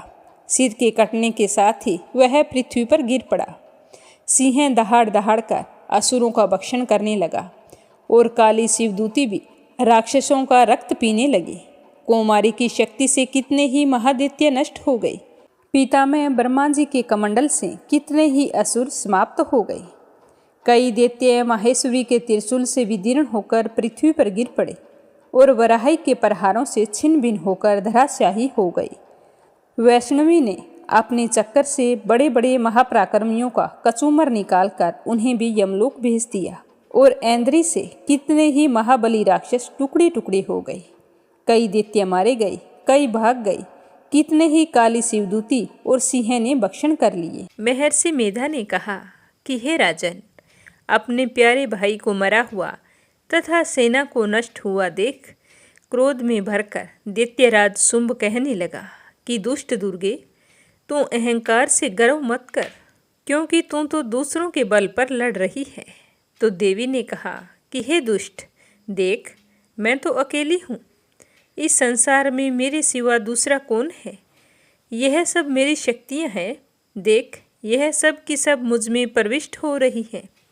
इसके पश्चात ब्राह्मणी आदि देवियाँ उसके शरीर में समा गई और देवी अकेली रह गई। तब देवी ने कहा, मैं अपनी ऐश्वर्य शक्ति से अनेक रूपों में यहाँ उपस्थित हुई थी। उन सब रूपों को मैंने समेट लिया है। अब मैं अकेली यहाँ पर खड़ी हूँ, तुम भी यहीं पर ठहरो। महर्षि मेधा कहने लगे। तब योद्धाओं तथा राक्षसों के देखते ही देखते देवी तथा शुंभ में भयंकर युद्ध होने लगा। अंबिका देवी ने सैकड़ों अस्त्र शस्त्र छोड़े। उधर दैत्यराज ने भी भयंकर अस्त्रों का प्रहार करना शुरू कर दिया। देवी के छोड़े हुए सैकड़ों अस्त्रों को दैत्य ने अपने अस्त्रों द्वारा काट डाला। इसी प्रकार शुंभ ने जो अस्त्र छोड़े उनको देवी ने अपने भयंकर ओंकार के द्वारा ही नष्ट कर डाला। दैत्य ने जब सैकड़ों बाण छोड़कर देवी को ढक दिया तो क्रोध में भरकर देवी ने अपने बाणों से उसका धनुष नष्ट कर डाला। धनुष कट जाने पर दैत्येंद्र ने शक्ति चलाई, लेकिन देवी ने उसे भी काट कर फेंक दिया। फिर दैत्येंद्र चमकती हुई ढाल लेकर देवी की ओर दौड़ा, किंतु जब वह देवी के समीप पहुंचा तो देवी ने अपने तीक्ष्ण बाणों से उसकी चमकने वाली ढाल को भी काट दिया। फिर दैत्येंद्र का घोड़ा मर गया, रथ भी टूट गया, सारथी भी मारा गया। तब वह भयंकर मृदुर लेकर देवी पर आक्रमण करने के लिए चला, किंतु देवी ने अपने तीक्ष्ण बाणों से उसके मृदुर को भी काट दिया। इस पर दैत्य ने क्रोध में भरकर देवी की छाती में बड़े जोर से एक मुक्का मारा। दैत्य ने जब देवी को मुक्का मारा तो देवी ने भी उसकी छाती में एक जोरदार थप्पड़ मार दिया। थप्पड़ खाकर पहले तो दैत्य पृथ्वी पर गिर पड़ा, किंतु तुरंत ही खड़ा हो गया और फिर देवी को पकड़कर आकाश की ओर उछला। वहां जाकर दोनों युद्ध करने लगे। वह युद्ध ऋषियों और देवताओं को आश्चर्य में डालने वाला था। देवी आकाश में दैत्य के साथ बहुत देर तक युद्ध करती रही। फिर देवी ने उसे आकाश में घुमाकर पृथ्वी पर फेंक दिया। दुष्ट आत्मा दैत्य पुनः उठकर देवी को मारने के लिए दौड़ा। तब उसको अपनी ओर आता हुआ देखकर देवी ने उसकी छाती विदीर्ण करके उसको पृथ्वी पर पटक दिया। देवी के त्रिशूल से घायल होने पर उस दैत्य के प्राण पखेरु उड़ गए और उसके मरने पर समुद्र, द्वीप, पर्वत, पृथ्वी सब कांपने लगे।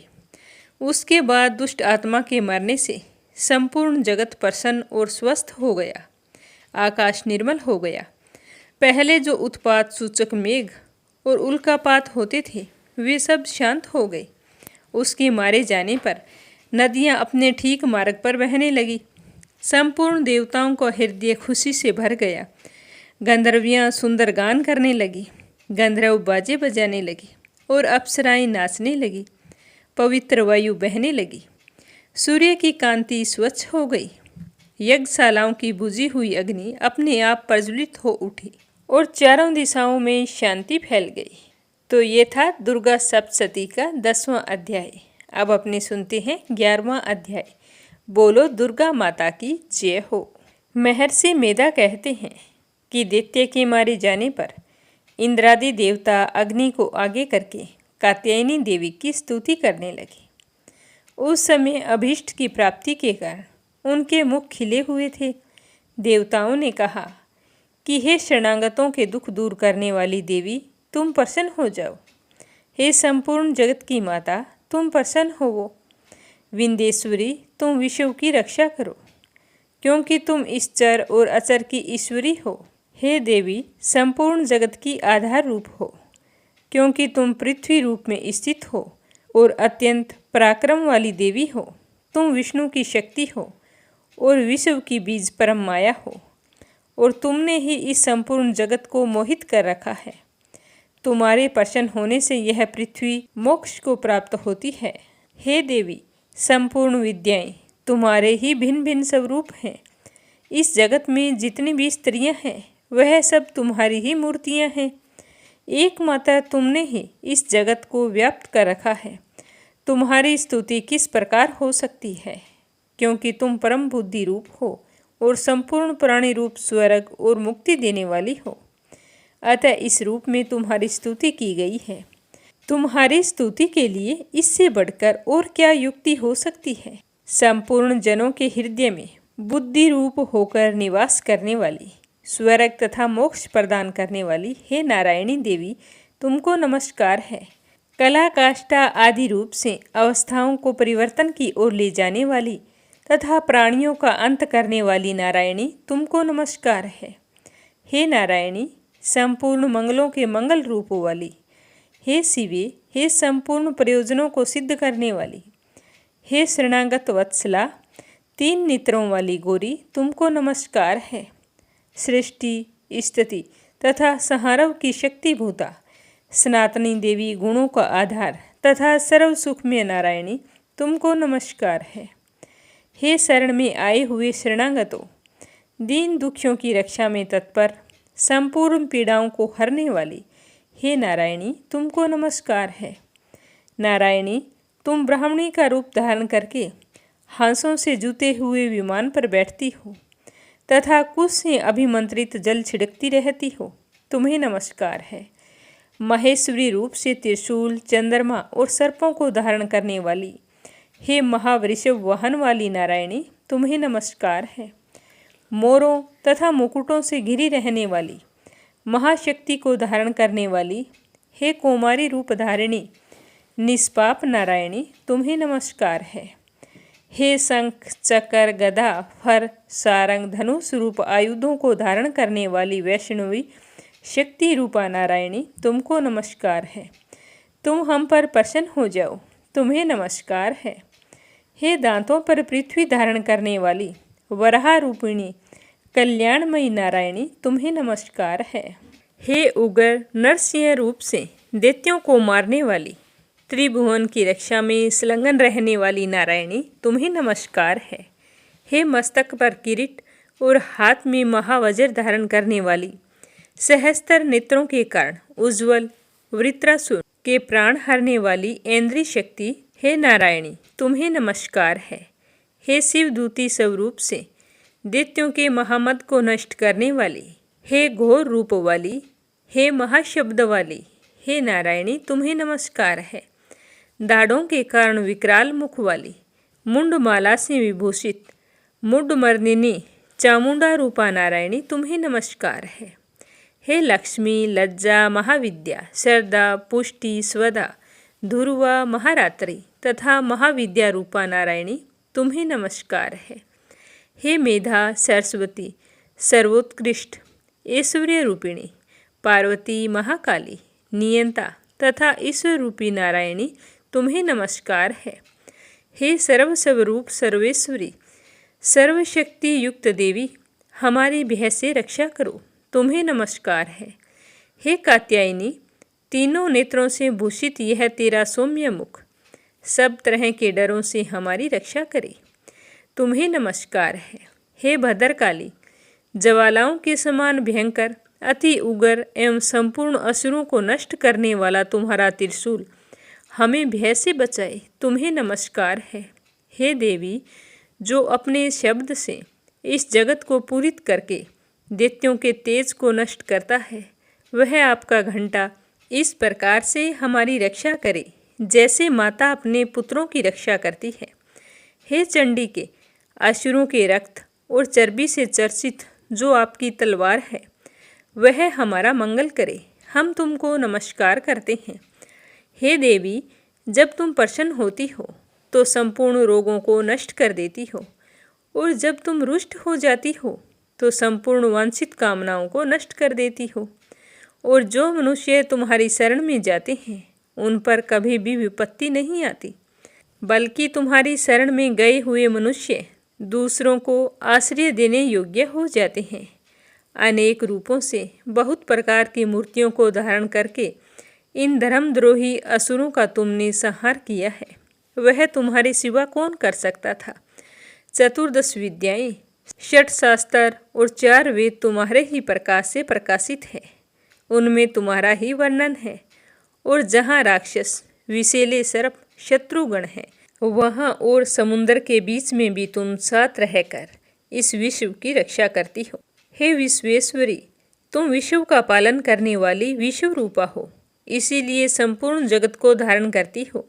इसीलिए ब्रह्मा विष्णु महेश की भी वंदनीय हो जो भक्तिपूर्वक तुमको नमस्कार करते हैं वह विश्व को आश्रय देने वाले बन जाते हैं। हे देवी तुम प्रसन्न हो जाओ और असुरों को मारकर जिस प्रकार हमारी रक्षा की वैसे ही आप हमारी शत्रुओं से रक्षा करती रहना। संपूर्ण जगत के पाप नष्ट कर दो और पापों तथा उनके फल स्वरूप होने वाली महामारी आदि बड़े बड़े उपद्रवों को शीघ्र ही दूर कर दो।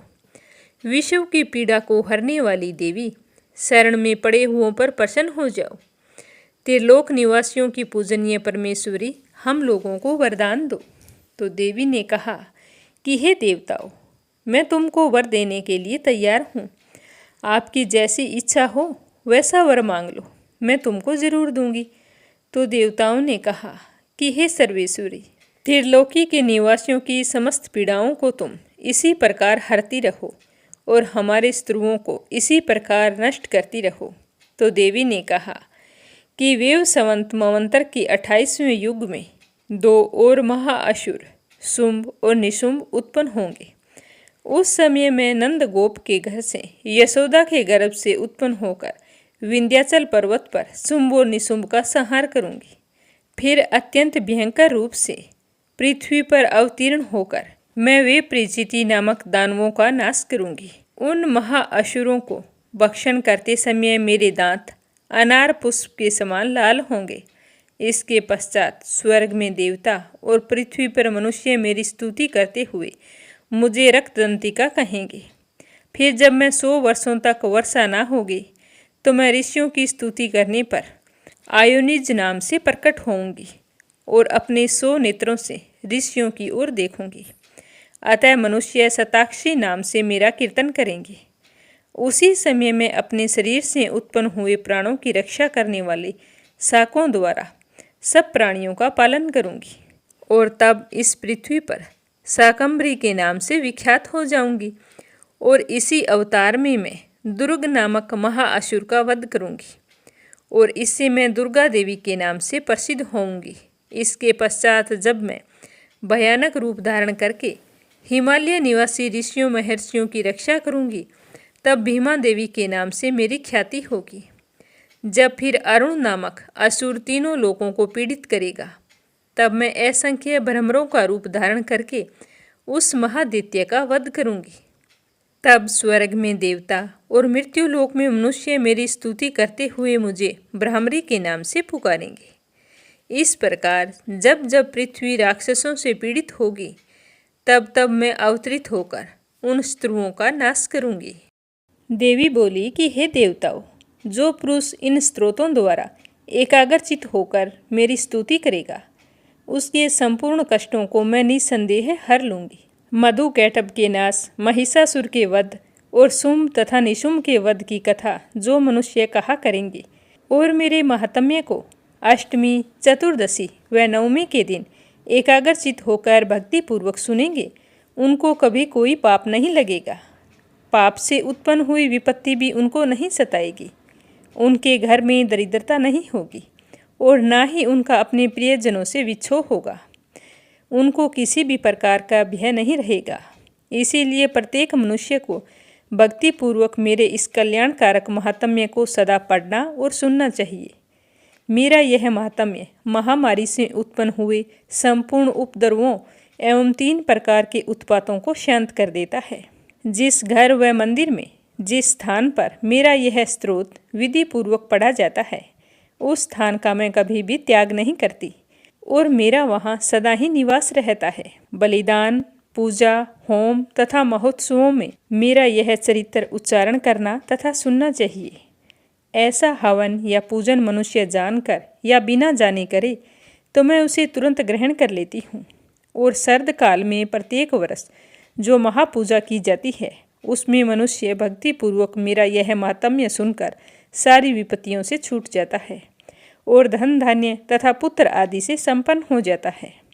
और मेरे इस महात्म्य व कथाओं आदि को सुनकर मनुष्य निर्भय हो जाता है और महात्म्य को सुनने वाले के शत्रु नष्ट हो जाते हैं तथा कल्याण की प्राप्ति होती है। उनका कुल आनंदित हो जाता है, सब कष्ट शांत हो जाते हैं तथा उसे भयंकर सपने दिखाई देना बंद हो जाते हैं। घरेलू दुख, झगड़े सब मिट जाते हैं। बाल ग्रहों में ग्रसित बालकों के लिए मेरा यह महात्म्य परम शांति देने वाला है। मनुष्यों में फूट पड़ने पर यह भली भांति मित्रता करवाने वाला है। मेरा यह महात्म्य मनुष्यों को मेरे जैसी सामर्थ्य की प्राप्ति करवाने वाला है। पशु, पुष्प, अर्घ्य, धूप, गंध, दीपक इत्यादि सामग्रियों द्वारा पूजन करने से, ब्राह्मणों को भोजन करा के, हवन करके, प्रतिदिन अभिषेक करके, नाना प्रकार के भोगों को अर्पण करके और प्रत्येक वर्ष दान इत्यादि करके जो मेरी आराधना की जाती है, मुझे जिस तरह से प्रसन्न किया जाता है, वैसे ही मैं इस चरित्र के सुनने मात्र से ही प्रसन्न हो जाती हूँ और महात्म्य सुनने वाले के सारे पापों को हर लेती हूँ तथा आरोग्य जीवन प्रदान करती हूँ। मेरे प्रादुर्भाव का कीर्तन दुष्ट प्राणियों से रक्षा करने वाला है, युद्ध में दुष्ट दैत्यों का संहार करने वाला है। इसके सुनने से मनुष्य को शत्रुओं का भय नहीं रहता। हे देवताओं, जो तुमने मेरी स्तुति की है अथवा ब्रह्मा जी ने मेरी स्तुति की है, वह मनुष्यों को कल्याणमयी बुद्धि प्रदान करने वाली है। वन में सूने मार्ग में अथवा दावानल से घिर जाने पर, वन में चोरों से घिरा हुआ या शत्रुओं द्वारा पकड़ा हुआ, जंगल में सिंहों से, व्याघ्रों से या जंगली हाथियों द्वारा पीछा किया हुआ, राजा के क्रुद्ध हो जाने पर मारे जाने के भय से, समुद्र में नाव के डगमगाने पर, भयंकर युद्ध में फंसा हुआ होने पर, किसी भी प्रकार की पीड़ा से पीड़ित, घोर बाधाओं से दुखी हुआ मनुष्य मेरे इस चरित्र को स्मरण करने से संकट मुक्त हो जाता है। मेरे प्रभाव से सिंह, चोर, शत्रु इत्यादि दूर भाग जाते हैं और पास में कभी नहीं आते। प्रचंड पराक्रम वाली भगवती चंडिका के यों कहने के पश्चात सब देवताओं के देखते ही देखते वह देवी अंतर्ध्यान हो गई। संपूर्ण देवता अपने शत्रुओं के मारे जाने पर पहले की तरह यज्ञ भाग का उपभोग करने लगे। उनको अपनी अधिकार फिर से प्राप्त हो गई तथा युद्ध में देवताओं के शत्रुओं शुंभ व निशुंभ के देवी के हाथों मारे जाने पर बाकी बचे हुए राक्षस पाताल लोक को चले गए। इस प्रकार भगवती अंबिका नित्य होती हुई भी बार बार प्रकट होकर इस जगत का पालन करती है, इसको मोहित करती है, जन्म देती है और प्रार्थना करने पर समृद्धि प्रदान करती है। भगवती ही महाप्रलय के समय महामारी का रूप धारण करती है और वही संपूर्ण ब्रह्मांड में व्याप्त है और वही भगवती समय समय पर महाकाली तथा महामारी का रूप बनाती हैं और स्वयं अजन्मा होती हुई भी सृष्टि के रूप में प्रकट होती है। वह सनातनी देवी प्राणियों का पालन करती है और वही मनुष्य के अभ्युदय के समय घर में लक्ष्मी का रूप बनकर स्थित हो जाती है तथा अभाव के समय दरिद्रता बनकर विनाश का कारण बन जाती है। पुष्प, धूप और गंध आदि से पूजन करके उसकी स्तुति करने से वह धन एवं पुत्र देती है, धर्म में शुभ बुद्धि प्रदान करती है। यह कहकर महर्षि मेधा कहने लगे कि हे राजन, इस प्रकार देवी के उत्तम महात्म्य का वर्णन मैंने तुमको सुनाया है। जगत को धारण करने वाली इस देवी का ऐसा ही प्रभाव है। वही देव ज्ञान को देने वाली और भगवान विष्णु की इस माया के प्रभाव से तुम और यह वेश्य तथा अनेक विवेकी जन मोहित हो जाते हैं और भविष्य में भी मोहित होते रहेंगे। हे राजन, तुम इस परमेश्वरी की शरण में जाओ। यही भगवती की आराधना करने पर मनुष्य को भोग, स्वर्ग तथा मोक्ष की प्राप्ति होती है। मार्कंडेय जी ने कहा कि महर्षि मेधा की बात सुनकर राजा सूरथ ने उन उग्र व्रत वाले ऋषि को प्रणाम किया और राज्य के छिन जाने के कारण मन में अत्यंत ग्लानि हुई और वह राजा तथा वेश्य तपस्या के लिए वन को चली गई।